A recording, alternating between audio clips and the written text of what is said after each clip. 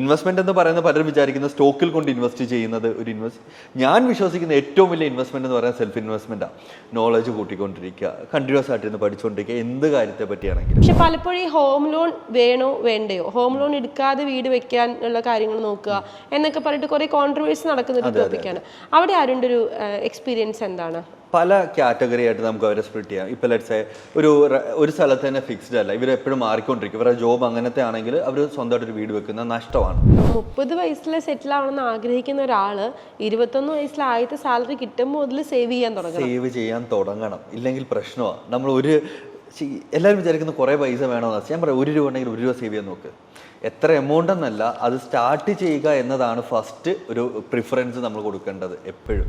അതായത് USA അവരുടെ മാരേജിൽ കല്യാണത്തിന് അവർക്ക് ചിലവ് വരുന്നത് അവരുടെ 1 മാസത്തെ സാലറി ഇല്ല 2 മാസത്തെ സാലറിയാണ്. പക്ഷേ ഇന്ത്യയിൽ ഇല്ല, നമുക്കിവിടെ മല്ലൂസ് കേരളത്തിൽ തന്നെ പറയുകയാണെങ്കിൽ ഒരാളുടെ ജീവിതകാലത്തെ, അതായത് അച്ഛനമ്മയുടെ ജീവിതകാലത്ത് മുഴുവൻ കഷ്ടപ്പാട് ആ കല്യാണത്തിൽ തീരുന്നുണ്ട് പലപ്പോഴും. ഇപ്പോൾ പറഞ്ഞ UPI ചെയ്ത് പൊയ്ക്കൊണ്ടിരിക്കും. ലാസ്റ്റ് ഇൻസഫിഷ്യൻറ്റ് ബാലൻസ് കാണുമ്പോഴായിരിക്കും അറിയുന്നത് തീർന്നു പോയി എന്ന് അറിയത്തില്ല. നോക്കിയപ്പോൾ 40% ആപ്പിൾ സർവീസ് ചാർജാണ്. ഈ സെയിം സാധനം ഞാൻ ആൻഡ്രോയിഡിൽ പോയി ചെയ്തു, കോസ്റ്റ് ഇല്ല, 40% ഇല്ല. സോ ആപ്പിൾ സർവീസ് ഭയങ്കരമായിട്ട് പോകുന്നുണ്ട്. ഒന്ന് സൂക്ഷിക്കുന്നത് നല്ലത് തന്നെയാണ്, നമ്മൾ അറിയുന്നില്ലായിരിക്കും. ഇപ്പൊ ഞാൻ എൻ്റെ സബ്സ്ക്രിപ്ഷൻ എടുക്കുന്നത് ഇതിലും വഴിയാണ്, ആൻഡ്രോയിഡ് വഴിയാണ്. ഒരു ടിപ്പാണ്, അതെ, ഇപ്പൊ എല്ലാവർക്കും വേണ്ട ഒരു ടിപ്പാണ്.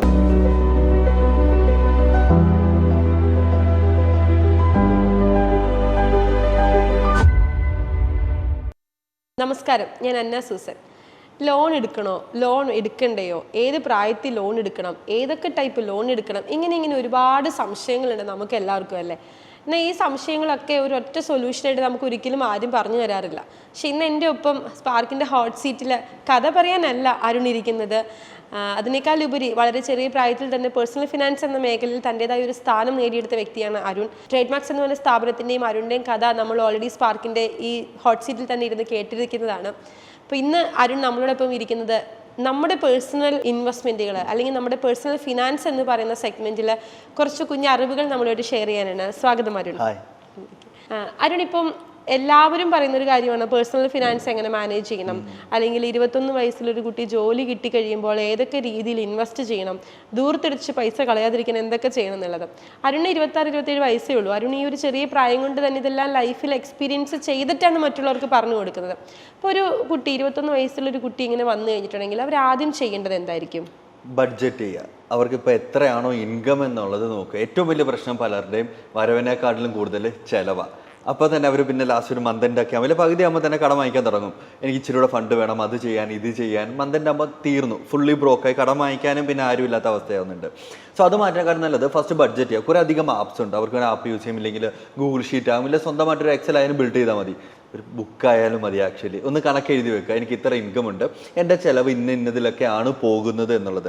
ഒരു ബുക്കിൽ ഞാൻ വായിച്ചൊരു കാര്യമാണ്, ആൾക്കാർ ഏറ്റവും കൂടുതൽ ഇഷ്ടപ്പെടാത്തൊരു കാര്യമാണ് സ്വന്തം ബാങ്ക് അക്കൗണ്ട് ബാലൻസ് ചെക്ക് ചെയ്യുന്നതും അതുപോലെ തന്നെ എത്രയൊക്കെ ചിലവാക്കി എന്നുള്ളത് നോക്കുന്നത്, പേഴ്സണൽ ഫിനാൻസ് ചെക്ക് ചെയ്യുന്നത്. ഈ ഗൂഗിൾ പേ ഫോൺ പേ വന്നതിന് ശേഷം ഇച്ചിരി കൂടുതലാണ്. ശരിയാണ്. ആക്ച്വലി ഞാൻ തന്നെ ഇപ്പോൾ ലേൺ ചെയ്തുകൊണ്ടിരിക്കുകയാണ് ഓരോ കാര്യങ്ങൾ. ഞാൻ എന്നെ തന്നെ എക്സ്പെരിമെന്റ് ചെയ്തുകൊണ്ടാണ് ഞാൻ ലേൺ ചെയ്യുന്നത്. ഇപ്പം ഞാൻ റീസെൻ്റ്ലി ചെയ്യാൻ പോകുന്ന ഒരു മെത്തേഡ് എന്ന് പറയുന്നത് UPI ആപ്സ് ഒന്ന് ഡൗൺ ആക്കി എൻ്റെ ഫോണിൽ നിന്ന് ഒന്ന് മാറ്റിയാൽ എന്ന് ആലോചിക്കുകയാണ്. അപ്പോൾ എത്രത്തോളം ഞാൻ റീസെൻ്റ്ലി വായിച്ച ഒരു ആർട്ടിക്കിൾ കണ്ടതാണ്. ഒരാൾ സ്വന്തമായിട്ട് അവരുടെ UPI ആപ്സ് ഇതിൽ നിന്ന് മാറ്റിയപ്പോഴത്തേക്ക് അവർക്ക് 60% അവരുടെ സ്പെൻഡിങ് കുറഞ്ഞു എന്നുള്ളത്. ശരിയാ, കയ്യിൽ നിന്ന് ബൈ ഹാൻഡ് പൈസ കൊടുക്കുമ്പോഴത്തേക്ക് അത് നേരെ റെഡ്യൂസ് ആകുന്നുണ്ടായിരുന്നു. സോ ബാക്ക് ടു ക്വസ്റ്റ്യൻ, നമ്മൾ പറഞ്ഞ പോലെ 21 വയസ്സുള്ള ഒരാൾ ജോലിക്ക് കയറുന്നു, 15 രൂപയോ 10 രൂപയോ 20,000 രൂപ എന്ത് വേണേൽ സാലറി ആയിക്കോട്ടെ, അവർ ഫസ്റ്റ് ബഡ്ജറ്റ് ചെയ്യുക. എനിക്ക് 20,000 രൂപ ഇൻകം ഉണ്ട്, ഇത് ഞാൻ എന്തൊക്കെയായിരിക്കും ചെയ്യുന്നുള്ളത്. ഏറ്റവും best method richest man in Babylon എന്ന് പറയുന്ന ഒരു ബുക്കുണ്ട്. അതിനകത്ത് പറയുന്നൊരു മെത്തേഡ് ഉണ്ട്, 70-20-10 റൂൾ എന്ന് പറയും. 70%, 70-20-10 റൂള്. അതായത് 70% നമുക്ക് ആവശ്യമുള്ള ഓരോ കാര്യങ്ങളുണ്ടല്ലോ അതിനുവേണ്ടി യൂസ് ചെയ്യാം. ബാക്കി 20% നമുക്ക് കടങ്ങളും കാര്യങ്ങളും എന്തെങ്കിലുമൊക്കെ ഉണ്ടെങ്കിൽ അതിനുവേണ്ടി ചെയ്യാം. ബാലൻസ് 10% ഇൻവെസ്റ്റ് ചെയ്യാം. ഇതൊക്കെ പ്രാക്ടിക്കലി നടക്കും, തീർച്ചയായിട്ടും നടക്കും, ചെയ്യണം. ഞാൻ 70-20-10 റൂൾ യൂസ് ചെയ്തിട്ടുണ്ട്, 80-20 റൂൾ യൂസ് ചെയ്തിട്ടുണ്ട്. ഗ്രാൻഡ് കാർഡ് എന്ന് പറയുന്ന ഒരു ഫേമസ് മെൻറ്റർ ഉണ്ട്, എൻ്റെ ഒരു മെൻറ്ററുണ്ട്. എനിക്ക് ഭയങ്കരം ഇല്ലെങ്കിൽ ഒരുപാട് എന്നെ ഇൻസ്പയർ ചെയ്ത ഒരാളാണ് ഗ്രാൻഡ് കാർഡ് എന്ന് പറയുന്നത്. ഓൾമോസ്റ്റ് ലൈക്ക് പുള്ളി പറയുന്നത് 60-40 റൂളാണ് ചെയ്യുന്നത്. സോ പല റൂൾസ് ചെയ്തിട്ടുണ്ട്. ഞാനാണെങ്കിൽ ഇപ്പോൾ പല റൂൾസ് ചെയ്തുകൊണ്ടിരിക്കുകയാണ്. ഇപ്പം ഞാൻ പറഞ്ഞു, ഇപ്പം തന്നെ ഞാൻ എൻ്റെ പേഴ്സണൽ ഫിനാൻസിൽ അടുത്തത് ഞാൻ ഇംപ്ലിമെൻറ്റ് ചെയ്യാൻ പോകുന്നത് UPI ആപ്സ് കട്ട് ഡൗൺ ചെയ്യുക.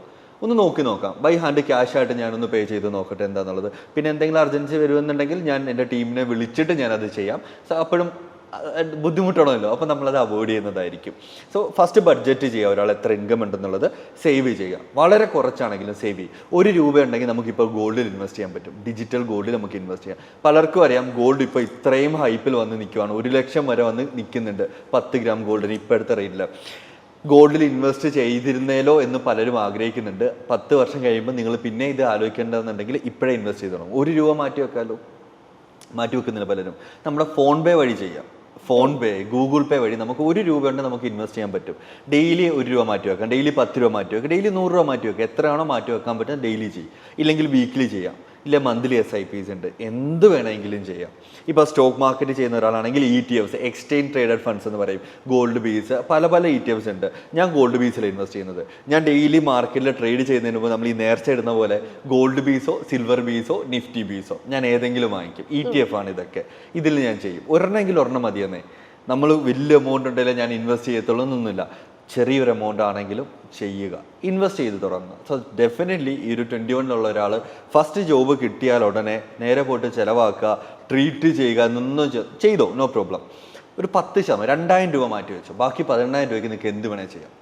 ആ ഒരു രീതിയിൽ തന്നെ പോയാൽ നമുക്ക് ഓക്കെ ആവും. പക്ഷെ അവിടെ ഒരു പ്രശ്നമുണ്ട്. കാരണം എല്ലാവർക്കും ഈ പറഞ്ഞ പോലെ സാലറി വന്നു തുടങ്ങുമ്പോൾ പിന്നെ അടുത്തൊരു ആഗ്രഹം എന്ന് പറയുന്നത് നല്ലൊരു ഫോൺ കയ്യിൽ വേണം. അല്ലെങ്കിൽ ഇപ്പോഴത്തെ കുട്ടികളാണെങ്കിൽ അവർക്ക് PS5 പോലത്തെ ഗാഡ്ജറ്റ്സ് വേണം, അവർക്ക് ഗെയിം കളിക്കണം, നല്ലൊരു ഹെഡ്സെറ്റ് വേണം.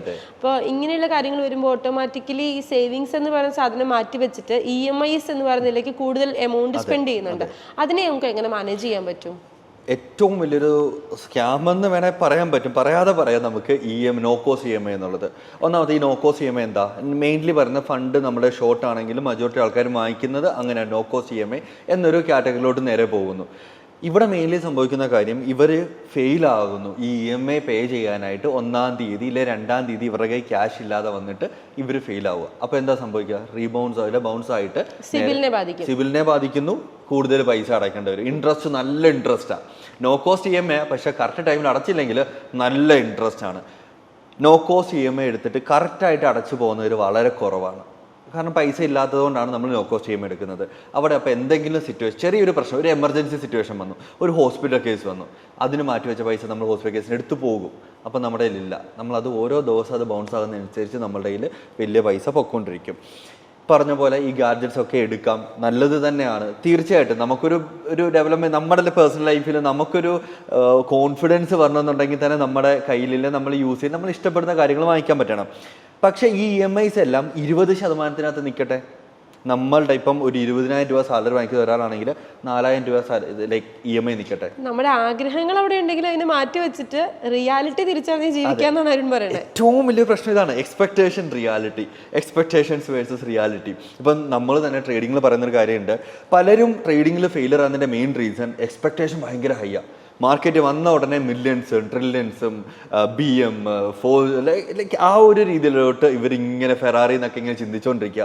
ഇവർ കാണുന്ന സോഷ്യൽ മീഡിയയുടെ പ്രശ്നം തന്നെയാണ് കേട്ടോ. സോഷ്യൽ മീഡിയ എന്താ? ട്രേഡ് ചെയ്യുന്നു, പെട്ടെന്ന് കയറുന്നു, ട്രേഡ് ചെയ്യുന്നു, ₹10,000 കിട്ടുന്നു, ചിലവ് ചെയ്യുന്നു, കറങ്ങാൻ പോകുന്നു. അതല്ല റിയാലിറ്റി.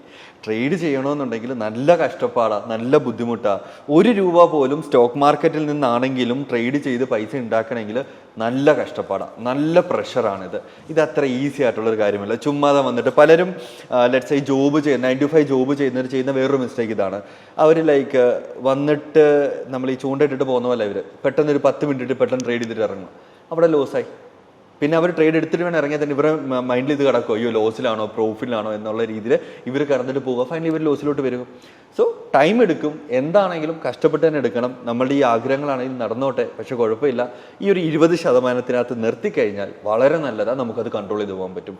വലിയ പ്രശ്നം എന്ന് വെച്ചാൽ ഞാൻ തന്നെ പലരും എന്നെ അപ്രോച്ച് ചെയ്യുമ്പോൾ അവർ പറഞ്ഞ് ലാസ്റ്റ് ഇവരുടെ ബഡ്ജറ്റ് ഫുള്ള് ഞാൻ നോട്ട് ഡൗൺ ചെയ്ത് വരുമ്പോൾ എനിക്ക് മനസ്സിലാകുന്നത്, ഇവർക്കിപ്പോൾ ₹1,00,000 സാലറി ഉണ്ടെങ്കിൽ ₹60,000 EMI ആണ്, ബാക്കി ₹40,000. 60% ഇവർ കടം തീർക്കാനായിട്ട് യൂസ് ചെയ്യാം. നേരെ തിരിച്ചാണ് വേണ്ടത്. നേരെ തിരിച്ചാണ്, ഇല്ലെങ്കിൽ അതിലും കുറയ്ക്കണം. ആക്ച്വലി ഞാൻ ഈ 60-40 റൂള് പറഞ്ഞപ്പോഴത്തേക്ക് ഡെപ്ത് ഇല്ലാത്തൊരു സിനാരിയോയിലാണ് ഗ്രാൻഡ് അത് ഓപ്റ്റ് ചെയ്യാനായിട്ട് പറയുന്നത്. 60% നമുക്ക് ആവശ്യത്തിന് യൂസ് ചെയ്യാം, 40% ഇൻവെസ്റ്റ് ചെയ്യുക എന്നുള്ളത്. സോ ഇൻവെസ്റ്റ്മെന്റ് എന്ന് പറയുന്നത് അത് എന്തിൽ വേണമാകാം, stocks, gold, communities, real estate, എന്തിൽ വേണേലാകാം. പുതിയൊരു സ്റ്റാർട്ടപ്പ് നിങ്ങൾ തുടങ്ങുന്നില്ല, ഒരാളുടെ സ്റ്റാർട്ടപ്പിലോട്ട് ഫണ്ട് ചെയ്യുന്നു, അതൊക്കെ തന്നെ ഇൻവെസ്റ്റ്മെന്റാണ്. ഇൻവെസ്റ്റ്മെന്റ് എന്ന് പറയുന്നത് പലരും വിചാരിക്കുന്ന സ്റ്റോക്കിൽ കൊണ്ട് ഇൻവെസ്റ്റ് ചെയ്യുന്നത് ഒരു ഞാൻ വിശ്വസിക്കുന്ന ഏറ്റവും വലിയ ഇൻവെസ്റ്റ്മെന്റ് എന്ന് പറയുന്നത് സെൽഫ് ഇൻവെസ്റ്റ്മെന്റാണ്. നോളജ് കൂട്ടിക്കൊണ്ടിരിക്കുക, കണ്ടിന്യൂസ് ആയിട്ട് ഇരുന്ന് പഠിച്ചുകൊണ്ടിരിക്കുക, എന്ത് കാര്യത്തെ പറ്റിയാണെങ്കിലും. ഇപ്പം ഞങ്ങൾ ഗോൾഡിലോട്ട് ഇൻവെസ്റ്റ് ചെയ്യുന്ന ഗോൾഡിനെ പറ്റി പഠിക്കണം നല്ല രീതിയിൽ, എന്താണ് അതിൻ്റെ ഡേറ്റ എന്താണെന്നുള്ളത്. So self investment is the best investment. Invest ചെയ്തുകൊണ്ട് തന്നെ നമ്മളുടെ ഒരു 20% EMI നിന്ന് കഴിഞ്ഞാൽ നമുക്ക് ഓക്കെ ഹാൻഡിൽ ചെയ്യാൻ പറ്റും. ഇല്ലെങ്കിൽ അത് പ്രശ്നത്തിലോട്ട് പോകും തീർച്ചയായിട്ടും. അല്ല, ഇപ്പൊ നമ്മൾ കാണുന്ന എല്ലാവരും തന്നെ, ഇവൻ നമ്മളെപ്പോലുള്ള ആളുകളൊക്കെ അങ്ങനെയാണ്. ഇപ്പം ഞാനും അല്ലെങ്കിൽ അരുണും നമ്മുടെ ചുറ്റും നമ്മൾ കാണുന്ന എല്ലാവരും തന്നെ അങ്ങനെയാണ്. റിയാലിറ്റി മനസ്സിലാക്കാതെയായിരിക്കും പല കാര്യങ്ങളും ഈ ഒരു പ്രശ്നം വരുന്നത്. റിയാലിറ്റി ഹിറ്റ് ചെയ്യുമ്പോഴത്തേക്ക് വളരെ വൈകി പോകാറുണ്ട് പലപ്പോഴും. പക്ഷേ ഈ ഒരു മലയാളി, ഒരു നോർമൽ മലയാളി, ഇപ്പൊ 21 വയസ്സിൽ നമ്മൾ പറഞ്ഞ പോലെ 20,000 രൂപ സാലറി ഉള്ളൊരു വ്യക്തി, ആളൊരു 27, 28, 30 വയസ്സൊക്കെ ആകുമ്പോഴേക്കും വീട്ടിൽ നിന്ന് പ്രഷറാകും, എന്ത് കല്യാണം കഴിക്കണം. ഈ കല്യാണം കഴിക്കണേക്ക് മുന്നേ തീർച്ചയായിട്ടും സ്വന്തമായിട്ടൊരു വീടും വേണം, ഒരു കാറും വേണം. കാറില്ലാത്ത ആമ്പിള്ളേർക്ക് ഇപ്പൊ പെണ്ണ് കിട്ടത്തില്ല. അങ്ങനെ ഒരു സിറ്റുവേഷനിലേക്ക് മാറിക്കൊണ്ടിരിക്കുകയാണ് നമ്മുടെ സമൂഹം. അപ്പോൾ ഇതിനകത്തേക്ക് വീണ്ടും ഇപ്പൊ 21 വയസ്സിലെ സാലറി ആയിരിക്കില്ല ചിലപ്പോൾ 30 വയസ്സിൽ. അപ്പൊ ഇവര് ഫോഴ്സ്ഫുള്ളി വീണ്ടും ഹോം ലോണുകൾ എടുക്കാൻ നിർബന്ധിതരാകുകയാണ്. പക്ഷെ പലപ്പോഴും ഈ ഹോം ലോൺ വേണോ വേണ്ടയോ, ഹോം ലോൺ എടുക്കാതെ വീട് വെക്കാൻ ഉള്ള കാര്യങ്ങൾ നോക്കുക എന്നൊക്കെ പറഞ്ഞിട്ട് കുറെ കോൺട്രവേഴ്സി നടക്കുന്ന ഒരു ടോപ്പിക്കാണ്. അവിടെ ആരുടെ ഒരു എക്സ്പീരിയൻസ് എന്താണ്? പല കാറ്റഗറി ആയിട്ട് നമുക്ക് അവരെ സ്പ്ലിറ്റ് ചെയ്യാം. ഇപ്പോൾ ലെറ്റ്സ് ഒരു സ്ഥലത്ത് തന്നെ ഫിക്സ്ഡ് അല്ല, ഇവർ എപ്പോഴും മാറിക്കൊണ്ടിരിക്കും. ഇവരുടെ ജോബ് അങ്ങനത്തെ ആണെങ്കിൽ അവർ സ്വന്തമായിട്ടൊരു വീട് വെക്കുന്നത് നഷ്ടമാണ്. സ്വന്തമായിട്ട് വീട് വെക്കുന്നു, എന്തായാലും റെൻറ്റും കൊടുക്കണം. ആ വീട് വെച്ചത് ലോൺ എടുത്തിട്ടാണെങ്കിൽ അവിടെയും ഒരു ലെറ്റ്സ് 20-25,000 രൂപ ഒരു റെൻറ്റ് ഹോം ലോണിൻ്റെ പൈസ അടയ്ക്കുന്നുണ്ട്, പിന്നെ റെൻറ്റും 20-25,000 കൊടുക്കുന്നുണ്ട്. 50,000 രൂപ അവിടെ തന്നെ അങ്ങ് മാറിപ്പോകുന്നുണ്ട്. പക്ഷേ അതേസമയം നമ്മൾ ഈ വീട് വെക്കുന്ന ഈ അങ്ങോട്ട് കൊടുക്കുന്ന ലോണിന് പകരം ഈ ഒരു 20,000 രൂപ ഇല്ല 25,000 രൂപ നമ്മളൊരു 10 വർഷം 20 വർഷത്തേക്ക് ഏതെങ്കിലും ഒരു SIP കൊണ്ടിട്ടോ, ഏതൊന്നും നോക്കണ്ട, ഏതെങ്കിലും ഒരെണ്ണത്തിൽ കൊണ്ടിട്ടോ അത്യാവശ്യം നല്ല റിട്ടേൺസ് ഉള്ളത് ഒരു 12%, 13% ഉള്ള കിട്ടിക്കഴിഞ്ഞാൽ ഒരു 20 വർഷമൊക്കെ ആകുമ്പോൾ നമ്മൾ ഇൻവെസ്റ്റ് ചെയ്യുന്ന അറൗണ്ട് ലൈക്ക് 60 lakhs ആകാം, അതിലൊരു 50 lakhsലോട്ട് എത്തും. അത് ടോട്ടലി നമുക്ക് റിട്ടേൺ കിട്ടാൻ പോകുന്ന 2.3 2.5 CR കിട്ടും. സോ അങ്ങോട്ട് കൊടുക്കുന്നതിനെക്കാട്ടും നല്ലത് ഒരു ടൈം ഗ്യാപ്പ് കൊടുക്കുക, ഒരു 5 വർഷം അല്ലെങ്കിൽ ഒരു 10 വർഷം നമ്മൾ ഈ ഇൻട്രസ്റ്റ് കൊടുക്കുന്നതിന് പകരം നമ്മൾ കൊണ്ട് ഇൻവെസ്റ്റ് ചെയ്യുക എവിടെയെങ്കിലും. അതൊരു ഓപ്ഷനാണ്. രണ്ടാമത് നമ്മൾ കൂടുതൽ ഏറ്റവും വലിയ പ്രശ്നം എന്താ പറയുക, പലരും ലോൺ എടുത്ത് വീട് വെക്കുന്നുണ്ട്, ഒന്നും മര്യാദയ്ക്ക് ഉറങ്ങാൻ പോലും പറ്റത്തില്ല, ടെൻഷനാണ്, പ്രഷറാണ്, എനിക്ക് ലോൺ അടയ്ക്കണം, ഇത്ര രൂപ അടയ്ക്കേണ്ടതായിട്ട് എൻ്റെ കയ്യിൽ ഇത്രയും ഇല്ല എന്നുള്ളത്. അതിനേക്കാളും നല്ലത് ഒരു 5 വർഷം ഒരു 10 വർഷം ഒന്ന് സമാധാനത്തിന് ഒന്ന് വെയിറ്റ് ചെയ്തിരുന്നിട്ട് നല്ല റിട്ടേൺസ് കിട്ടുന്ന ഏതെങ്കിലും ഒരു അസറ്റ് ക്ലാസ്സിൽ കൊണ്ട് ഇൻവെസ്റ്റ് ചെയ്യും. സ്റ്റോക്കിൽ തന്നെ വേണമെന്ന് ഒരു നിർബന്ധമില്ല. സ്റ്റോക്കിനെക്കാളും ചിട്ടി ഞാൻ പറയുന്നില്ല, കാരണം ചിട്ടി അത്ര റിട്ടേൺ കിട്ടുന്നില്ലല്ലോ നമുക്ക്. ബേസിക്കലി ചിട്ടി കൂടിക്കഴിഞ്ഞാൽ നമ്മളിപ്പം പലർക്കും ചിട്ടി എന്താണെന്ന് കറക്റ്റായിട്ട് അറിയത്തില്ല താനും. ഇപ്പോൾ ലെറ്റ്സ് ഒരു 5 പേര് ചേർന്നിട്ട് ഒരു 10,000 രൂപ വെച്ച് ഇടുന്നു, ലാസ്റ്റ് അവർക്ക് വേണ്ട സമയത്ത് ലംസമായിട്ട് കിട്ടുന്നു. ഇതാണ് മെയിൻലി നമുക്ക് ചെയ്യാൻ പറ്റുന്ന ഒരു കാര്യം. പക്ഷേ ഇൻഫ്ലേഷൻ, പണപ്പെരുപ്പം നമ്മളെ ബാധിക്കും, നമ്മളെ തിരിച്ച് താഴത്തേക്ക് വലിച്ചിടുന്നതായിരിക്കും. FD ഇട്ടാലും പ്രശ്നമാണ്. 5%, 6% നമുക്ക് റിട്ടേൺ കിട്ടത്തുള്ളൂ. പക്ഷേ നമ്മുടെ ഇൻഫ്ലേഷൻ 6 തൊട്ട് 8% നമ്മളെ ഹിറ്റ് ചെയ്തുകൊണ്ടിരിക്കുന്നത്. അപ്പോൾ പിന്നെ നമ്മൾ ഇടുന്ന പൈസ അതേപോലെ അങ്ങ് പോവുകയാണ്. അതിനേക്കാളും ഒരു മിനിമം ഒരു 8 ഇല്ലെങ്കിൽ 10% റിട്ടേൺ കിട്ടുന്ന സെഗ്മെൻറ്റിൽ തന്നെ കൊണ്ടിടണം, എന്നാലേ നമുക്കത് കിട്ടത്തുള്ളൂ. അത് ഏത് സെഗ്മെൻറ്റാണ് നമ്മൾ തന്നെ സ്വന്തമായിട്ട് റിസർച്ച് ചെയ്ത് പോകണം. സ്റ്റോക്കിൽ തന്നെ എന്ന് പറഞ്ഞാൽ സ്റ്റോക്ക് 10, 20, 30, 50% റിട്ടേൺ എന്നുള്ള സ്റ്റോക്സ് ഉണ്ട്.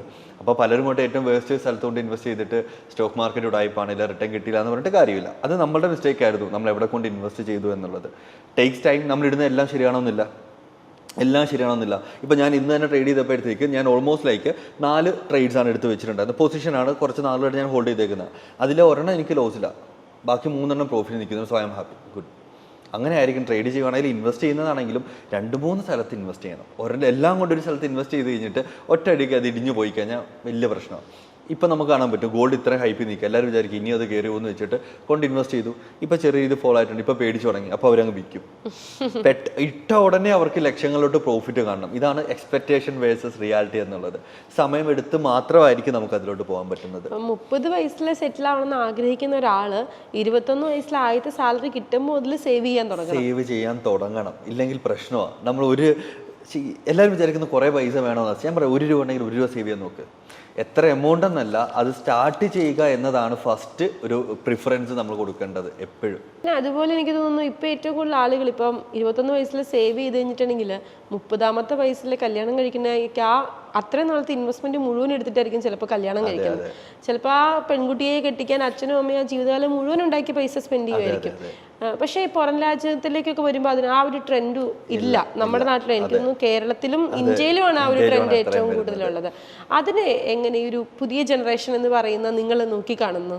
ഞാനിപ്പോൾ റീസെന്റ് ഒരു ആർട്ടിക്കിൾ കണ്ടു, കുറെ പോസ്റ്റും കണ്ടത് ആർട്ടിക്കിളും വായിച്ചിട്ടുണ്ടായിരുന്നു. അതായത് USA അവരുടെ മാരേജിൽ കല്യാണത്തിന് അവർക്ക് ചിലവ് വരുന്ന അവരുടെ 1 മാസത്തെ സാലറി ഇല്ല 2 മാസത്തെ സാലറിയാണ്. പക്ഷേ ഇന്ത്യയിൽ ഇല്ല നമുക്കിവിടെ മല്ലൂസ് കേരളത്തിൽ തന്നെ പറയുകയാണെങ്കിൽ ഒരാളുടെ ജീവിതകാലത്തെ, അതായത് അച്ഛനമ്മയുടെ ജീവിതകാലത്ത് മുഴുവൻ കഷ്ടപ്പാട് ആ കല്യാണത്തിൽ തീരുന്നുണ്ട്. പലപ്പോഴും സ്വർണം മേടിച്ചും കല്യാണ ചെലവും എല്ലാം കൂടെ അതങ്ങനെ തീരുന്നുണ്ട്. പിന്നെ വേറെ കുറച്ച് ആൾക്കാരുണ്ട് കല്യാണത്തിന് വേണ്ടി പേഴ്സണൽ ലോൺ എടുക്കുന്നുള്ളത്. അപ്പോൾ ചിലവ് ചിന്തിക്കും, പിന്നെ ഞങ്ങൾ കല്യാണം കഴിക്കണ്ടേ ഇത് എന്നുള്ള രീതിയിലോട്ട് ചെയ്യണം. ഇതെല്ലാം വേണം, പക്ഷെ സ്വന്തമായിട്ടൊന്ന് ഏൺ ചെയ്ത് ഇച്ചിരി ഒന്ന് നമ്മളെ കൂടുതൽ കടത്തിലേക്ക് കൊണ്ടുപോകാത്ത രീതിയിൽ വേണം ഇത് ചെയ്യേണ്ടത്. പലരും ജോലി ചെയ്യാൻ വേണ്ടി ജീവിക്കുക ഇവിടെ. ഇപ്പം ജോലി ചെയ്യുന്ന എന്തിനാ? പൈസ എടുക്കുക, കടം തീർക്കുക എന്ന രീതിയിലോട്ടാണ്. പക്ഷേ ജീവിക്കാൻ വേണ്ടി ജോലി ചെയ്യുന്ന ആൾക്കാർ വളരെ കുറവാണ്. പലരും ലൈഫ് ലോങ് ജോലി ചെയ്യണം. ഒന്ന് ആലോചിച്ച് നോക്കിയേ, 21ാമത്തെ വയസ്സിൽ 22ാമത്തെ വയസ്സിൽ അവർ പഠിച്ചു കഴിയുന്നു. ചിലവർ പിന്നെ പഠിച്ചുകൊണ്ടിരിക്കുന്നു. Okay fine. 26 ഇല്ലെങ്കിൽ 28ാമത്തെ വയസ്സിൽ കല്യാണം കഴിക്കുന്നു, പിന്നെ കുട്ടികളാകുന്നു, അവരെ നോക്കണം എന്ന രീതിയിൽ കണ്ടിന്യൂസ് ആയിട്ട് 50ാമത്തെ വയസ്സ് റിട്ടയർമെൻറ്റ് ഡൺ. ഇതാണ് എല്ലാവരുടെയും പ്ലാൻ. പക്ഷെ മറിച്ചൊന്ന് ചിന്തിച്ച് നോക്കാം പലർക്കും. അതായത് ഇവർക്കൊരു 30ാമത്തെ വയസ്സിൽ റിട്ടയർ ആകണം, ഫാമിലിയായിട്ട് ടൈം സ്പെൻഡ് ചെയ്യണം, അതാണ് ലൈഫ് എന്ന് നോക്കണം. പലരുടെയും ചിന്താഗതി നോക്കുന്നത് ജോലി ചെയ്യുക, നല്ലൊരു ജോലി വേണം, ഇതാണ് അവരുടെ ലൈഫ് എന്നാണ് ചിന്തിക്കുന്നത്. മറിച്ച് ചിന്തിക്കാം, നമുക്കൊരു സെർട്ടൺ ടൈം എത്തുമ്പോൾ റിട്ടയർ ആകുക, ഒരു 30ാമത്തെ വയസ്സാകുമ്പോൾ റിട്ടയർ ആകുക, ഇല്ല 35ാമത്തെ വയസ്സാകുമ്പോൾ റിട്ടയർ ആകുക. അത് കഴിഞ്ഞിട്ട് നമുക്ക് എന്താണെന്ന് വെച്ചാൽ ലൈഫ് എൻജോയ് ചെയ്യണം. ഇത് ജസ്റ്റ് ലൈക്ക് ഈ ഒരു റാറ്റ് റേസിൽ ഇങ്ങനെ പൊയ്ക്കൊണ്ടിരിക്കുകയാണ്. പേ ചെക്ക് ലൈക്ക് സാലറി കിട്ടുന്നു, നേരെ അത് ഫുൾ സ്പെൻഡ് ആകുന്നു, സാലറി കിട്ടുന്നു, ഫുൾ സ്പെൻഡ് ആകുന്നു.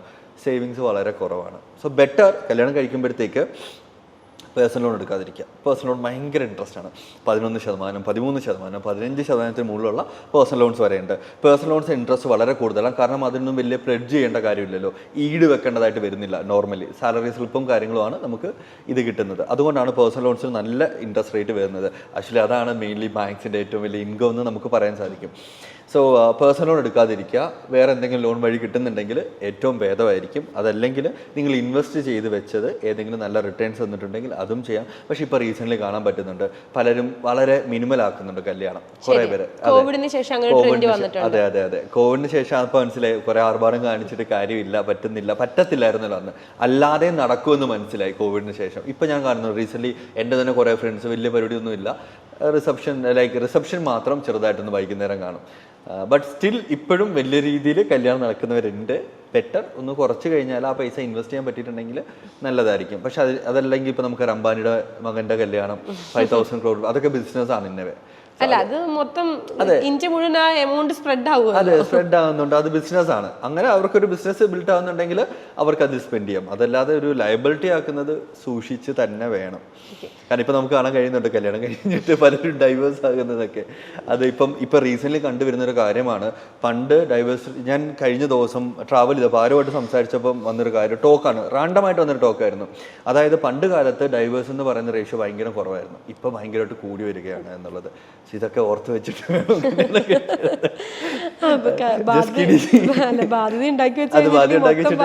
മൊത്തം പോയി കഴിഞ്ഞാൽ പിന്നെ തീർന്നേ. ഇപ്പൊ ഇതൊക്കെ നമ്മൾ ഇനി വരുന്നൊരു ജനറേഷനോട് പറഞ്ഞു കൊടുക്കാനേ നമുക്ക് പറ്റത്തുള്ളൂ. ഇപ്പൊ നമ്മൾ ജീവിക്കുന്നവരാണ്, ഈ ഒരു പ്രസന്റ് സിനാരിയോയിൽ ജീവിക്കുന്നവരാണ്. ഇവരാരും 21ാമത്തെ വയസ്സിൽ ചിന്തിച്ചിട്ടൊന്നും ഉണ്ടാവില്ല. എന്നെ പോലെയും രംഗുവിനെ പോലെയും അല്ലെങ്കിൽ സഫാനെ പോലെയും ഒക്കെ ഉള്ള ആളുകളായിരിക്കും.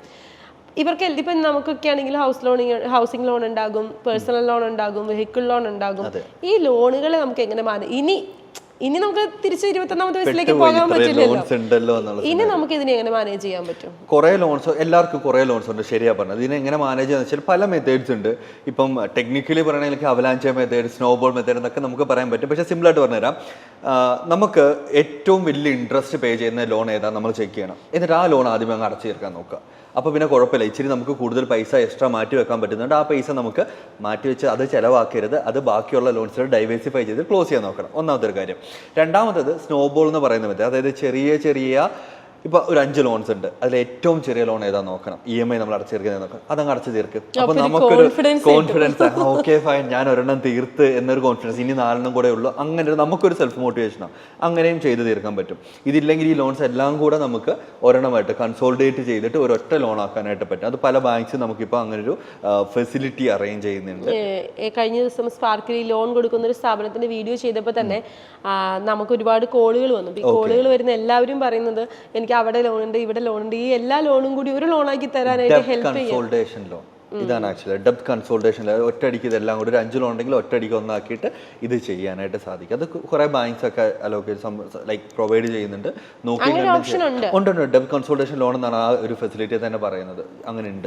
അതിനകത്ത് അപ്പോൾ അവർ എന്താ ചെയ്യുന്നത്, ഇപ്പോൾ എനിക്കൊരു വെഹിക്കിൾ ലോൺ ഉണ്ട്, അത് വേറൊരു ബാങ്കിലായിരിക്കും, അല്ലെങ്കിൽ എനിക്കൊരു ഹോം ലോൺ ഉണ്ട്, അത് വേറൊരു ബാങ്കിലായിരിക്കും, എനിക്കൊരു പേഴ്സണൽ ലോൺ ഉണ്ട്, അത് 5 ലോൺ അടയ്ക്കാനായിട്ട് നമുക്കൊരു ഒറ്റ ലോണായിട്ട് നമുക്ക് ഇപ്പം 5 ലോൺ 5 ബാങ്ക്സിലാണ് പറഞ്ഞാൽ ശരി. ഇപ്പം വെഹിക്കിൾ ലോൺ ആണ്, ഹോം ലോൺ ഉണ്ട്, ദെൻ പേഴ്സണൽ ലോൺ, വാട്ടർ ബിറ്റീസ് 5 കിടപ്പുണ്ട്. ഇതൊരു ഒറ്റ ബാങ്ക് ഈ ലോൺസ് ഫുൾ അടച്ച് തീർക്കും. എന്നിട്ട് നമ്മൾ ഈ ഒരു ബാങ്കിൽ മാത്രം ഒരു ഒറ്റ ദിവസം നമ്മൾ ലംസം എമൗണ്ട് പേ ചെയ്യേണ്ടി വരും. അപ്പോൾ ഇൻട്രസ്റ്റ് കുറച്ച് തരാൻ പറ്റുമോ എന്ന് അവരോട് ചോദിക്കുക. ചിലപ്പോൾ നമ്മൾ ഓൾറെഡി ഡീൽ ചെയ്യുന്ന ഒരു ബാങ്ക് ആയിരിക്കാം, നമ്മൾ കുറേ ഗോൾഡ് ലോൺസ് അവരോട് ചെയ്യാം. അപ്പോൾ അവർ നമുക്ക് ഇച്ചിരി ഫ്ലെക്സിബിൾ ആവും. തീർച്ചയായിട്ടും ബാങ്ക്സ് നമ്മൾ നല്ല രീതിയിൽ ആണ് അവരുമായിട്ട് ട്രാൻസാക്ഷൻസ് നടത്തുന്നുണ്ടെങ്കിൽ അവർ നമുക്ക് ഫ്ലെക്സിബിൾ ആകും. അവിടുത്തെ മാനേജേഴ്സിന് നമുക്ക് വേണ്ടി ചെയ്തു തരാൻ പറ്റുന്ന എല്ലാവരും ചെയ്തു തരുന്നതായിരിക്കും. സോ ഇൻ ദാറ്റ് കേസ് നമുക്ക് അങ്ങനെ depth consultation loan try out ചെയ്യാവുന്നതാണ്. കുറേ അധികം ലോൺസ് ഉണ്ടെങ്കിൽ ഒന്ന് കട്ട് ഡൗൺ ചെയ്യാനായിട്ട്. അപ്പോൾ അതുപോലെ തന്നെ ഇപ്പോൾ ഇതിന് തന്നെ റിലേറ്റ് ചെയ്ത് നമ്മൾ പോവുകയാണെങ്കിൽ ഒരു വ്യക്തി ഇപ്പം അദ്ദേഹത്തിന് കുറേ കടങ്ങളുണ്ട്, അല്ലെങ്കിൽ ഒരുപാട് ലോണുകളുണ്ട്, ഇതിനിടയ്ക്കാണ് നമ്മൾ ഇൻവെസ്റ്റ് ചെയ്യണമെന്നും പറയുന്നത്. ഇപ്പൊ ഇൻവെസ്റ്റ് ചെയ്യുന്നത് ചിലപ്പോൾ അദ്ദേഹത്തിന്റെ മക്കളുടെ ഫ്യൂച്ചറിലേക്കായിരിക്കും. കാരണം 30-35 വയസ്സായി, നമ്മൾ കല്യാണം കഴിഞ്ഞു, 21 വയസ്സിലാണ് കല്യാണം കഴിഞ്ഞെന്ന് വിചാരിക്കുക. പിന്നെ ആളുടെ ലക്ഷ്യം എന്ന് പറയുന്ന മക്കളെ നല്ല നിലയ്ക്ക് പഠിപ്പിക്കുക, നല്ലൊരു ലിവിങ് സ്റ്റാൻഡേർഡ് അവർക്ക് ഉണ്ടാക്കുക എന്നുള്ളതാണ്. അപ്പോൾ ഇദ്ദേഹത്തിന് ഇൻവെസ്റ്റ് ചെയ്യാൻ പോകണോ കടം തീർക്കാൻ പോകണോ എന്നുള്ളൊരു കൺഫ്യൂഷൻ വരും. ഈ കൺഫ്യൂഷനെ എങ്ങനെ സോൾവ് ചെയ്യാൻ പറ്റും? പലർക്കുള്ളൊരു കൺഫ്യൂഷനാണ്. അതായത് ഒരു 25-ാമത്തെ വയസ്സിൽ സെൽഫ് മോട്ടിവേറ്റഡ് ആവും. രാത്രിയിൽ ഇരുന്ന് ഒരു റീൽസൊക്കെ കാണുമ്പോൾ ഭയങ്കര മോട്ടിവേറ്റഡ്, ഓക്കെ ഫൈൻ എനിക്കും ഇതായി തീരണോ എന്നുള്ളൊരു ടൈമൊക്കെ ആവുമല്ലോ. 1 മണിയാകാൻ 2 മണിയൊക്കെ ആകുമ്പോൾ ഭയങ്കര മോട്ടിവേഷൻ എല്ലാവർക്കും. ശരിയാണത്. ആ ടൈമിൽ ഓർക്കും എനിക്കിത് ചെയ്യണം. അപ്പോൾ ആലോചിക്കും എനിക്ക് കടം കുറേ കിടപ്പുണ്ട്, ഞാൻ ഈ കടം തീർക്കണോ ആദ്യമേ, അതോ ഞാൻ ഇൻവെസ്റ്റ് ചെയ്യണോ എന്നൊരു ചോദ്യം കുറേ പേർക്കുള്ളൊരു ഡൗട്ട് തന്നെയാണ്.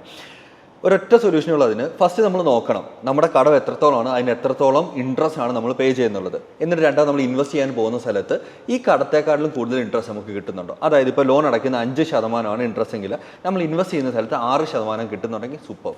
അവിടെ ഇൻവെസ്റ്റ് ചെയ്തിട്ട് 5 ഇവിടെ കൊടുത്തിട്ട് 1% നമ്മുടെ കയ്യിൽ നിൽക്കുകയും അങ്ങനെ ചെയ്യാൻ സാധിക്കും. അല്ലാതെ നമ്മൾ നേരെ ചാടിക്കൊണ്ടുപോയിട്ട് ഇൻവെസ്റ്റ് ചെയ്തിട്ട് പോയി കഴിഞ്ഞാൽ പ്രശ്നമാണ്. ഒരു ഹാൻഡ് ടു ഹാൻഡോടെ കൊണ്ടുപോകണം. ഇച്ചിരി ഇവിടെ നമ്മുടെ കടം കുറയ്ക്കുക എന്ന് പറയുന്നത് തന്നെ നമ്മുടെ ഒരു വലിയ ഇൻവെസ്റ്റ്മെൻറ്റ് കൂടെയാണ്.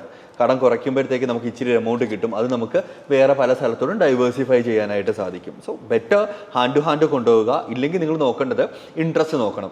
നമ്മൾ ഇൻവെസ്റ്റ് ചെയ്യുന്ന സ്ഥലത്ത് നമുക്ക് കൂടുതൽ റിട്ടേൺസ് കിട്ടുന്നുണ്ടോ നോക്കണമെങ്കിൽ അവിടെ കൊണ്ട് ഇൻവെസ്റ്റ് ചെയ്യാൻ സാധിക്കും. ഇത്രയും കാര്യങ്ങൾ നമ്മൾ സംസാരിച്ചു. ഇതെല്ലാം ഒരു വ്യക്തിയുടെ പേഴ്സണൽ ഫിനാൻസ് എന്ന് പറയുന്ന മാറ്റേഴ്സാണ്. അപ്പോൾ ഈ പേഴ്സണൽ ഫിനാൻസിനെ ടോട്ടലി നമുക്ക് എങ്ങനെ മാനേജ് ചെയ്യാൻ സാധിക്കും? ഫസ്റ്റ് ഒരാൾ പേഴ്സണൽ ഫിനാൻസോട്ട് വരുമ്പോൾ ഫസ്റ്റ് ചെയ്യേണ്ട ഒരു കാര്യം അയാളുടെ വരവ് എത്രയാണെന്ന് കറക്റ്റായിട്ട് മനസ്സിലാക്കണം. നമ്മൾ ഏറ്റവും ആദ്യം തന്നെ ബഡ്ജറ്റിംഗ് ചെയ്താൽ തന്നെ വലിയ പ്രശ്നങ്ങൾ മാറിയെന്നേ. നമ്മൾ അനാവശ്യമായിട്ട് എവിടെയൊക്കെയാണ് സ്പെൻഡ് ചെയ്യുന്നത് നമുക്ക് അറിയത്തില്ല. ഇപ്പോൾ പറഞ്ഞ UPI ചെയ്ത് പൊയ്ക്കൊണ്ടിരിക്കും. ലാസ്റ്റ് ഇൻസഫിഷ്യൻറ്റ് ബാലൻസ് കാണുമ്പോഴായിരിക്കും അറിയുന്നത് തീർന്നു പോയി എന്ന് അറിയത്തില്ല. ചെക്ക് ചെയ്യത്തില്ല, ബാങ്ക് ബാലൻസ് ചെക്ക് ചെയ്തില്ല, നേരെ സ്പെൻഡ് ചെയ്യും. കാരണം 10 രൂപ 20 രൂപ 50 രൂപ വെച്ച് സ്പെൻഡ് ചെയ്തുകൊണ്ടേ ഇരിക്കുക. നമ്മളും ശ്രദ്ധിക്കത്തില്ല. പക്ഷേ കോമ്പൗണ്ടിങ് വെച്ച് നമ്മൾ ഈ 100 രൂപ 10 തവണയാകുമ്പോൾ 1000 ഇങ്ങനെ നമ്മൾ ഒരു ദിവസം ഇരുന്ന് സ്പെൻഡ് ചെയ്തുകൊണ്ടിരുന്ന് കഴിഞ്ഞാൽ തീർന്ന്. സോ ഫസ്റ്റ് ബഡ്ജറ്റ് ചെയ്യണം. എത്ര രൂപയാണ് നമുക്കുള്ളത്, അതിൽ ലൈക്ക് ഇപ്പം ഹൗസ് എക്സ്പെൻസിന് വേണ്ടി നമ്മൾ ഇത്ര ആയിരിക്കും നമ്മൾ സ്പെൻഡ് ചെയ്യുന്നത്, നമ്മുടെ എൻ്റർടൈൻമെൻറ്റിന് വേണ്ടി നമ്മൾ ഇത്ര സ്പെൻഡ് ചെയ്യുന്നുണ്ട്, ഇത് കൂടുതൽ നമ്മൾ സ്പെൻഡ് ചെയ്യത്തില്ല എന്നുള്ളൊരു കാര്യം നമ്മൾ ഒരു അലോക്കേഷൻ വേണം. എന്നിട്ട് ഒരു മിനിമം 3 അക്കൗണ്ട്സ് എങ്കിലും വേണം. ഒന്ന് സാലറി അക്കൗണ്ട്, വരുന്ന അക്കൗണ്ട്, അതുപോലെ തന്നെ വെച്ചേക്കണം. അതിനകത്തൊന്ന് സ്പെൻഡ് ചെയ്യാനായിട്ട് പോകരുത്. രണ്ടാമത്തേത് നമ്മൾ സ്പെൻഡ് ചെയ്യാനായിട്ടുള്ളൊരു അക്കൗണ്ട്, മൂന്നാമത്തെ നമ്മൾ സേവ് ചെയ്യാനായിട്ടുള്ളൊരു അക്കൗണ്ട്. ഈ രീതിയിൽ വെച്ചാലേ കാര്യമാകത്തുള്ളൂ. അല്ലാതെ പലരുടെയും വലിയൊരു പ്രശ്നം എന്ന് വെച്ച് കഴിഞ്ഞാൽ വരുന്ന അക്കൗണ്ടിൽ തന്നെ ഇവർ സ്പെൻഡ് ചെയ്തുകൊണ്ടിരിക്കുക, അതുകൊണ്ട് അറിയത്തില്ല. ഏറ്റവും വലിയൊരു മിസ്റ്റേക്ക് എസ്പെഷ്യലി ഈ ഒരു 20s നിൽക്കുന്ന ആൾക്കാരില്ല 30s നിൽക്കുന്ന ആൾക്കാർ ചെയ്യുന്ന ഏറ്റവും വലിയൊരു മിസ്റ്റേക്ക് എന്ന് വെച്ച് കഴിഞ്ഞാൽ ഓട്ടോ പേ ആണ്. പല സബ്സ്ക്രിപ്ഷനും ഓക്കെ അടിച്ചടിച്ച് നമ്മൾ വിടും. പക്ഷേ ഇത് ഓട്ടോ പേ ആണ്, നമ്മൾ ശ്രദ്ധിക്കുന്നില്ല. ഇത് ഓട്ടോ പേ കറക്റ്റ് അടുത്ത മാസം ആകുമ്പോൾ പൊയ്ക്കൊണ്ടിരിക്കുക. ഇത് ബഡ്ജറ്റിംഗ് ചെയ്താൽ നമ്മൾ അറിയത്തുള്ളൂ എൻ്റെ രൂപ ഇവിടെ ഇത്ര പോയിട്ടുണ്ട് എന്നുള്ള കാര്യം അറിയത്തുള്ളൂ. ഇവിടെ തന്നെ ഒരു കോമഡി ഉണ്ട്. ചിലപ്പോ നമ്മൾ ഏതെങ്കിലും ഒരു ലോൺ എടുത്തിട്ട് ആ ലോണിന്റെ EMI ഡേറ്റിലായിരിക്കും മറ്റേതിന്റെ ഓട്ടോപേ പോയിരിക്കുന്നത്. കറക്റ്റ് ഈ ലോൺ അടയ്ക്കാനുള്ള എമൗണ്ട് ആയിരിക്കും അക്കൗണ്ടിൽ സൂക്ഷിച്ചിട്ടുണ്ടാവും. അപ്പൊ ഈ ഓട്ടോപേയുടെ എമൗണ്ടും പോവും, ഇവിടെ ചെക്ക് ബൗൺസ് ചാർജും പോവും. അതെ അതെ തീർച്ചയായിട്ടും എനിക്ക് സംഭവിച്ചിട്ടുണ്ട് കേട്ടോ. എനിക്ക് എനിക്ക് സംഭവിച്ചിട്ടുണ്ട്. ഇപ്പൊ റീസെന്റ് എന്തോത്തിലോ ഇതിലെ സ്പെൻഡ് ചെയ്യുന്ന അക്കൗണ്ടിൽ എന്തോ എന്റെ മാനേജർ ഫണ്ട് ആഡ് ചെയ്തിട്ടുണ്ടായിരുന്നു. പക്ഷേ എൻ്റെ ഇതൊരു പുതിയ ഓട്ടോപേ വന്നിട്ടുണ്ടായിരുന്നു. ഞാനത് അപ്ഡേറ്റ് ചെയ്തില്ലായിരുന്നു ടീമിൽ.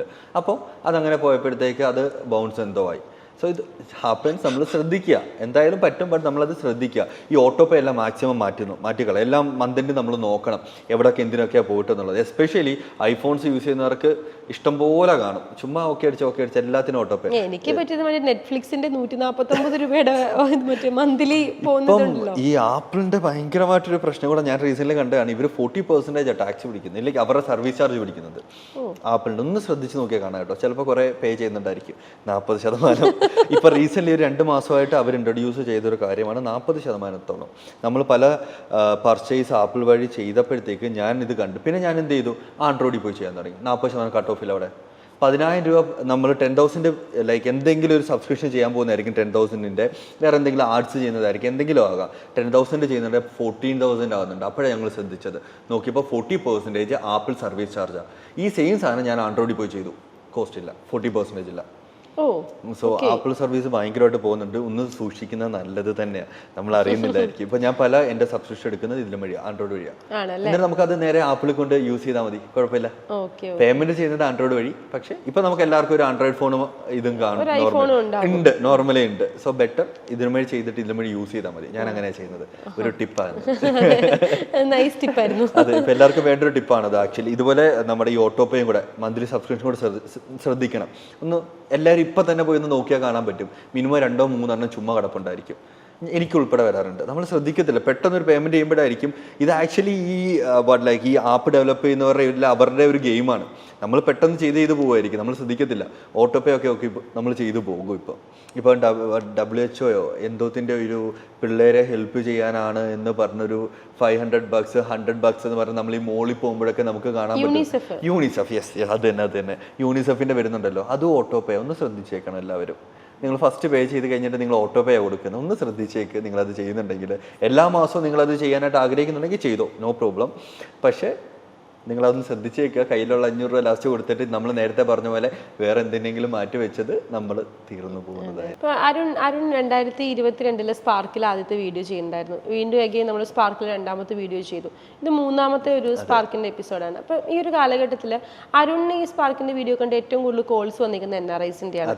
എങ്ങനെ ഇൻവെസ്റ്റ് ചെയ്യാം, എവിടെ ഇൻവെസ്റ്റ് ചെയ്യാം, ട്രേഡിൽ ഇൻവെസ്റ്റ് ചെയ്ത് ഞാൻ അരുൺ ഹെൽപ്പ് ചെയ്യും എന്നൊക്കെ ചോദിച്ചിട്ട് ഒരുപാട് കോളുകൾ വരുന്നുണ്ട്. കാരണം നമ്മൾ പലപ്പോഴും ഡിസ്കഷൻസിൽ അത് പറയാറുണ്ട്.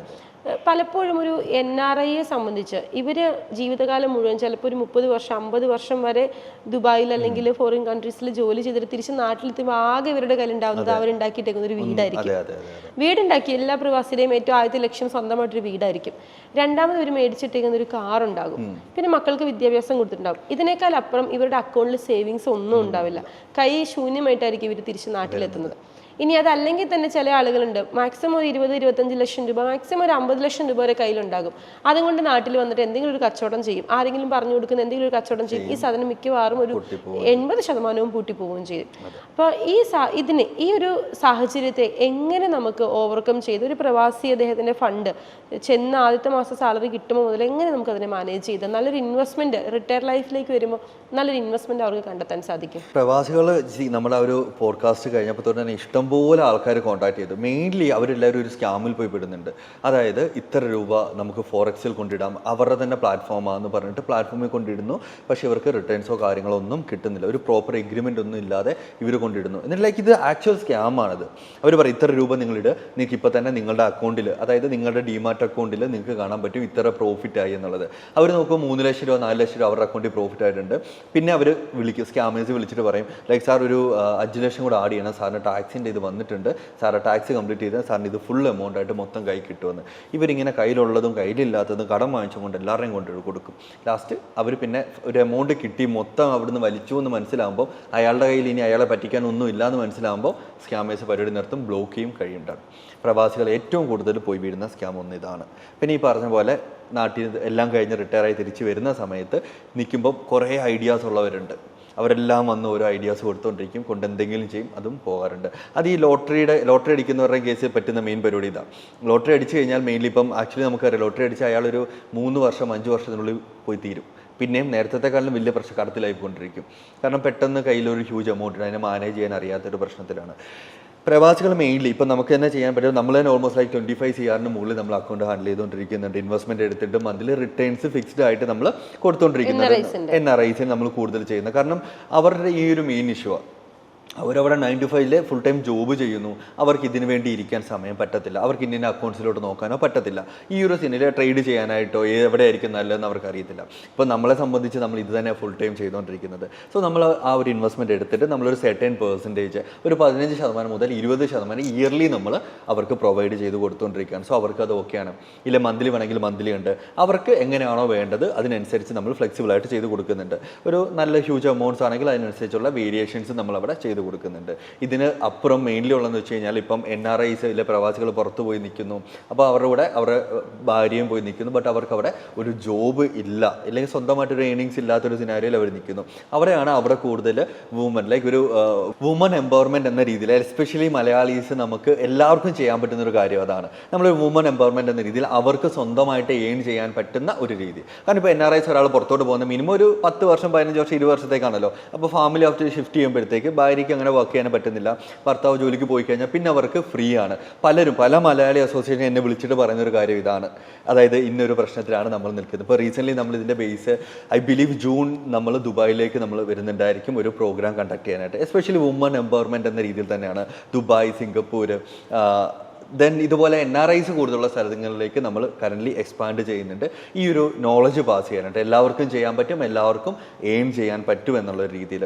സോ NRIs ചെയ്യുമ്പോൾ അവർ ഇൻവെസ്റ്റ് ചെയ്യും. അവർക്ക് പല NRIs പ്രശ്നം എന്ന് വെച്ചാൽ അവർക്ക് ഇന്ത്യൻ മാർക്കറ്റ് ഇൻവെസ്റ്റ് ചെയ്യാൻ പറ്റുമോ ഇല്ലയോ എന്നതൊക്കെയാണ് പ്രശ്നം. രണ്ടാമത് ഫോറക്സ് ചെയ്താൽ കൂടുതൽ പൈസ കിട്ടുമെന്ന് കുറേ ആൾക്കാർ വന്ന് പറയുന്നു, അവരവിടെ കൊണ്ടിടുന്നു, പ്രശ്നത്തിൽ പോകും. എല്ലായിടത്തും നല്ല എമൗണ്ട് കിട്ടും. നമ്മൾ ഇൻവെസ്റ്റ് ചെയ്യേണ്ട സ്ഥലത്ത് ഇൻവെസ്റ്റ് ചെയ്യേണ്ട രീതിയിൽ ചെയ്താൽ മാത്രം. റിസ്കിനെ മാനേജ് ചെയ്യണം, അല്ലാതെ ബ്ലൈൻഡ്ലി കൊണ്ടുപോയിട്ട് ഇട്ട് കഴിഞ്ഞ് കഴിഞ്ഞാൽ അത് പ്രശ്നമായിരിക്കും. ഇപ്പം ഇത്രയും എന്താ പറയുന്നത്, ഒരുപാട് ഇൻവെസ്റ്റ്മെന്റ് പ്ലാൻസിനെ കുറിച്ചും SIPനെ കുറിച്ചും എങ്ങനെ ബജറ്റ് ചെയ്യണമെന്നുള്ള കാര്യത്തെക്കുറിച്ചൊക്കെ പറഞ്ഞപ്പോൾ ഈ നമ്മുടെ ഏജിലുള്ള ആളുകൾക്ക്, ആരും നമ്മുടെ ഏജല്ല, ഞങ്ങളുടെ ഏജിലുള്ള ആളുകൾക്ക് ചിലപ്പോൾ അത് ഈ പറഞ്ഞതുപോലെ സ്നോബോൾ മെത്തേഡൊക്കെ ആയിരിക്കും ഇനി പ്രാക്ടിക്കലി മുന്നോട്ട് കൊണ്ടുവരാൻ പറ്റുന്നത്. അപ്പം ഇനി വരുന്ന ജനറേഷൻ അവർ കുറച്ചുകൂടെ ഫോക്കസ്ഡ് ആണ്, അവർ കുറച്ചുകൂടെ അവരുടെ കാര്യങ്ങളിൽ ചെറിയ പ്രായത്തിൽ തന്നെ അവർ ഏൺ ചെയ്യാൻ ശ്രമിക്കുന്നുണ്ട്. ഇവൻ ഇപ്പോൾ ഇവിടുന്ന് പുറത്തു പോകുന്ന ആളുകളാണെങ്കിൽ കൂടി ഇവിടുന്ന് ഡിഗ്രി +2 കഴിഞ്ഞിട്ട് പോകുന്ന കുട്ടികൾ വരെ ഏൺ ചെയ്തിട്ടാണ് അവിടെ പഠിക്കുകയും അവരുടെ കാര്യങ്ങൾ ചെയ്യുന്നത്. അപ്പം ആ ഒരു ജനറേഷൻ ഈ പറയുന്ന രീതിയിലേക്ക് മാറാൻ നമുക്ക് ആഗ്രഹിക്കാം. അവരുടെ ആ ഒരു പേഴ്സണൽ ഫിനാൻസ് എന്ന് പറഞ്ഞ കാര്യത്തെ കുറച്ചുകൂടി നന്നായിട്ട് കൊണ്ടുപോകാൻ നമുക്ക് ആഗ്രഹിക്കാം. ഇതിനോടനുബന്ധിച്ച് ഒരു കാര്യം എനിക്ക് ചോദിക്കാനുള്ളത്, ഇപ്പോൾ പലപ്പോഴും നമ്മൾ തമ്മിൽ ഒരുപാട് ഡിസ്കഷൻസിൽ ഞങ്ങൾ പറഞ്ഞു, നമ്മുടെ സുഹൃത്തുക്കളെല്ലാവരും തന്നെ കൂടുതലും മുസ്ലിം കമ്മ്യൂണിറ്റിയിലുള്ള ആളുകളാണ്. അപ്പോൾ ഇവരുടെ ഒരു സംശയം എന്താണെന്ന് വെച്ച് കഴിഞ്ഞിട്ടുണ്ടെങ്കിൽ, ഈ മ്യൂച്വൽ ഫണ്ട് ഇൻവെസ്റ്റ് ചെയ്യുന്നത് അല്ലെങ്കിൽ സ്റ്റോക്ക് മാർക്കറ്റിൽ ഇൻവെസ്റ്റ് ചെയ്യുന്നത് ഹറാമാണോ അല്ലെങ്കിൽ ഹലാലാണോ എന്നുള്ളൊരു ചോദ്യമുണ്ട്. ശരിക്കും ഇത് ഹറാമാണോ? എല്ലാ ഇൻവെസ്റ്റ്മെൻറ്റ്സും നമുക്ക് ഹറാമാണെന്ന് പറയാൻ പറ്റത്തില്ല.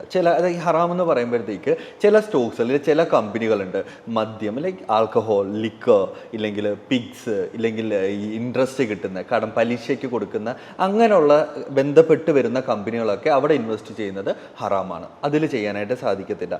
അല്ലാത്ത സ്റ്റോക്കുകളുണ്ട്, അതിലൊക്കെ കൊണ്ടുപോയിട്ട് നമുക്ക് തീർച്ചയായിട്ടും ഇൻവെസ്റ്റ് ചെയ്യാൻ സാധിക്കും. മ്യൂച്വൽ ഫണ്ട്സ് ആകാം. ആക്ച്വലി ഈ ശരിയൊക്കെ എന്ന് പറയുന്ന രീതിയിൽ തന്നെ ഒരു മ്യൂച്വൽ ഫണ്ട്സ് ഉണ്ട്, അതിൽ തന്നെ കൊണ്ട് ആൾക്കാർക്ക് ഇൻവെസ്റ്റ് ചെയ്യാം. ആ ടൈപ്പ് ഓഫ് സ്റ്റോക്സ് തന്നെ കൊണ്ടിടാം. നമ്മളുടെ തന്നെ കുറേ അധികം ആൾക്കാർ, എൻ്റെ തന്നെ കുറേ മുസ്ലിം ഫ്രണ്ട്സ് ഉണ്ട്, പിന്നെ നമ്മുടെ സ്റ്റുഡൻസ്, നമുക്ക് ഓൾമോസ്റ്റ് ഒരുപാട് സന്തോഷമുണ്ട്, 10,000 അധികം സ്റ്റുഡൻസ് നമ്മൾ ഇതുവരെ പഠിപ്പിച്ചു കഴിഞ്ഞിട്ടുണ്ട്.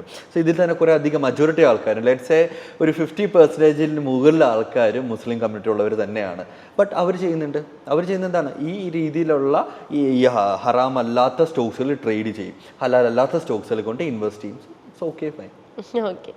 അപ്പം എന്താണെങ്കിലും ഇനിയും ഇത്തരത്തിലുള്ള പുതിയ ടിപ്സും അല്ലെങ്കിൽ പുതിയ പ്ലാനുകളൊക്കെ ആയിട്ട് നമുക്ക് വീണ്ടും കാണാം. അപ്പം അതിന് കുറച്ചുകൂടി അരുണിൻ്റെ എക്സ്പീരിയൻസ് കുറച്ചുകൂടെ വളർത്തട്ടെ, കുറച്ചുകൂടി അത് പ്രസ്ഥാനം വളരട്ടെ എന്ന് ആശംസിക്കുന്നു. Thank you so much.